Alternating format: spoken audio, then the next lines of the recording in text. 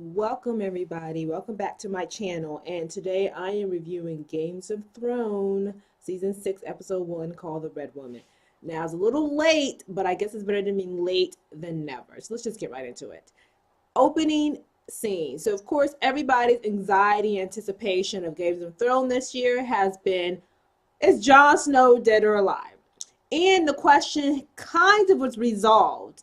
I don't know. But anyways, it opens up with Jon laying in the snow. And you see Sir Davos comes in and sees him laying there and gathers him up and takes him inside and lays him on the table. And pretty much Jon is dead. I mean, there's no doubt about it. He is gone. But this is fantasy island story. Like, this is a fantasy world. Just because someone's dead does not mean they can't come back to life. So is Jon Snow dead? Yes. Will he stay dead? No, he's not staying dead. Because while the gang and Sir Davos were there, coming back, of course, being defeated with the war with the Boltons and the Baratheons, of course, they lost. They all come back to avenge Jon Snow's death. And so does Melisandre. She comes in, and there's one important clue she said. She talks about she saw Jon's spirit fighting in the fire. So I think they'll explain that even more as we go in. But anyways, they're trying to protect Jon. His direwolf is there. Melisandre is there. They're all just kind of watching and trying to figure out what to do. Now, the Night's Watchmen, the traitors, the real traitors, are pretty much sitting there. They've told the rest of the people they have murdered and killed Jon Snow. Some of them are pissed, but they were like, Jon was a traitor. He's trying to bring this company, our people down, and it must be done. So they kind of follow in line with him, everyone else, but we're going to see what's going to happen with that. I think Sir Davos and his group of people are going to do something there. So anyways, but they do go to Sir Davos because Sir Davos is locked in with the gang of the other allies, and one of them leaves to go and get help. So I'm not sure exactly who he's going to go get help with, but he's going to go get help. And the Night's Watchman comes and say, hey, you guys need to leave there and get out. And everyone knows as soon as they open the door, they're going to kill Sir Davos and the rest of the people and all. So they're buying time to try to figure out if they can be a peaceful resolution, but there was no peaceful resolution of that. So that was that story. Next story, which is really gratifying, is Sansa and Theon. Now we know from the final episode last season is they jump off the castle building to get away from Ramsay Bolton, and they just take off. So you see them running through the woods, cold, there's snow. They have to cross this icy cold water river, and Sansa's scared, but they cross that river anywhere with the help of Theon. And, there was a time I hated Theon, but at this moment, he is redeeming himself by helping Sansa. So they cross the river, but the dogs and Ramsay's people are still on them, and they catch up to them and they actually capture. Now, Theon was going to give himself up so that Sansa can get away, but Sansa, of course, doesn't get away. The Ramsay soldiers actually find Theon. They find Sansa. They're gathering them up and getting ready to take them back. And all of a sudden, here comes Brienne. I've always loved Brienne. So Brienne, of course, in her horse and in her sword, and her friend, but the little sidekick knight, who actually is, I think, a bastard son of Bolton. I think that's who he is. He's a bastard son of one of the Boltons. He's there as well. And he fights, and they pretty much kill all the knights and save Sansa and save Theon. And finally, Brienne pledges allegiance to Sansa, and Sansa pledges her allegiance. She finally figures out that Brienne was the right person that she should have stuck by with in the first place, and not Littlefinger. So Sansa is saved. I'm so happy to see that. Yay, Sansa.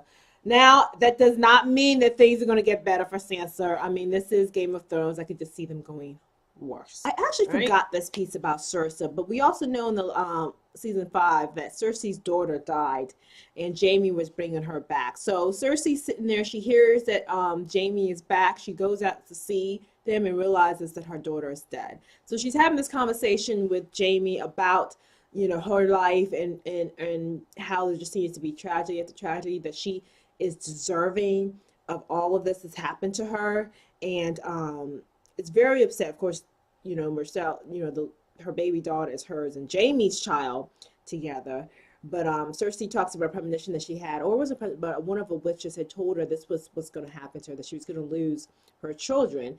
And pretty much she's on her way. She just has that one last boy. And since it's Game of Thrones, we know that his days are numbered.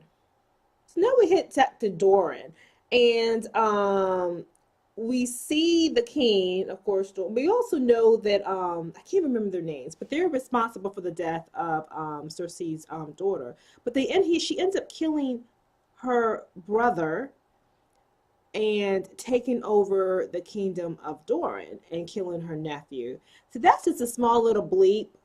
It's obvious that I don't really pay attention too much on that particular part, but I'm sure that's going to hold very big importance in the future episodes, the next 9 episodes. So I will probably get back to that and so learn more. So we go back to Doran. We see the sisters murder the king.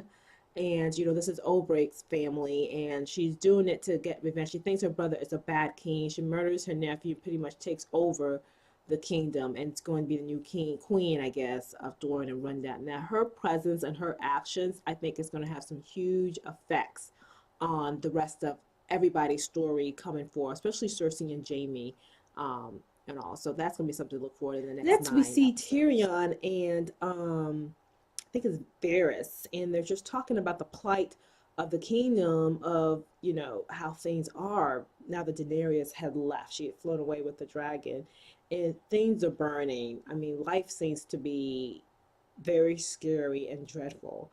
So what happens to Daenerys? Well, it seems like she was captured by the Dothraki, can't even say it, the Graki group, and her slaves have been captured, and you see her walking and moving along, and they're being really nasty to her. A couple of the captors of the Dothraki were not realizing that she was a wife of a Dothraki. So they take her to the leader, I guess the king, and the wives of the king obviously just want to kill her.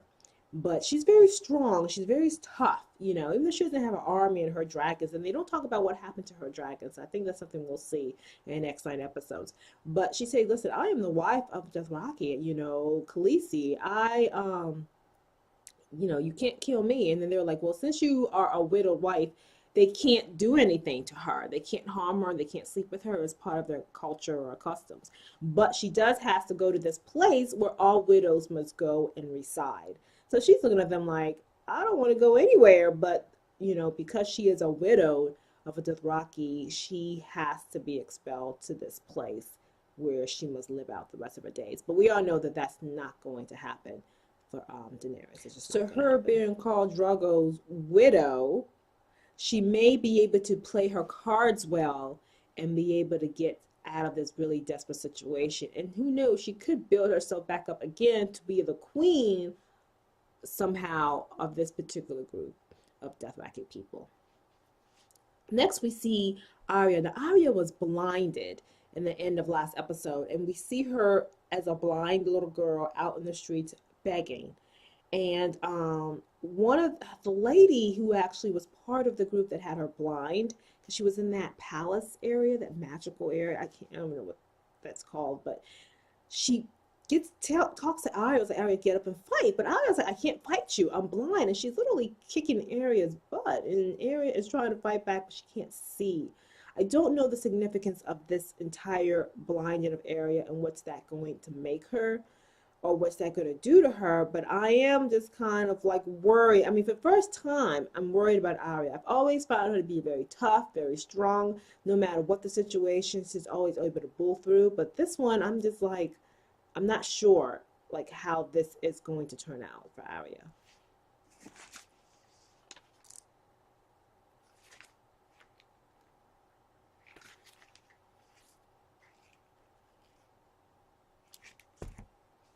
So pretty much the story, so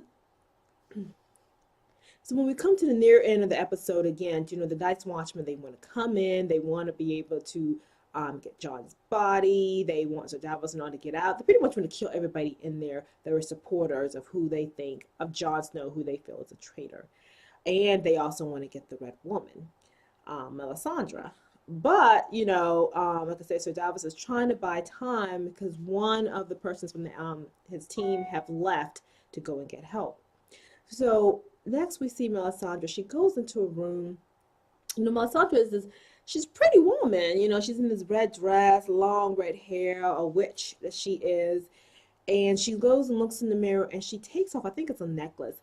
And the minute she takes it off, she goes from being this elegant, beautiful woman to this old, crispy, naked looking witch. Scary. I don't know, white witch. I have no idea, but it was a very contrast to the beautiful young Melisandre to this old scary witch. So and it was that necklace that was keeping her all faithful and young and strong. And she goes and lays in her bed. I don't know if she's going to die or she's going to manifest into something else, or that's just the way she is. That necklace is what keeps her who she is. My thing is she can't die.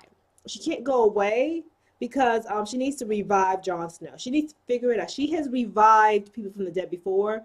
She needs to do the same for Jon Snow. She may need more things, so she has to do more potions and powers or whatever. Just she needs to do what she needs to do and just get Jon Snow alive so he can go kick some Night's Watchman's butt, pretty much. So we're gonna see what happens there.